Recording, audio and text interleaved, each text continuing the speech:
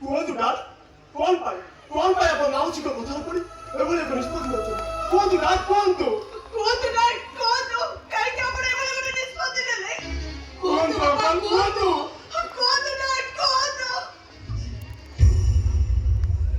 ନିଷ୍ପତ୍ତି ମୁଁ ଶୁଣେଇ ସାରିଛି, ଆଉ ପୁଣି କଣ କହିବି? ବାପା, ଆପଣ କୋଉ ଅସହାୟତା ନେଇ ମାଉସୀଙ୍କ କଥାରେ ପଡ଼ି ଏତେ ବଡ଼ ନିଷ୍ପତ୍ତି ନେଉଛନ୍ତି?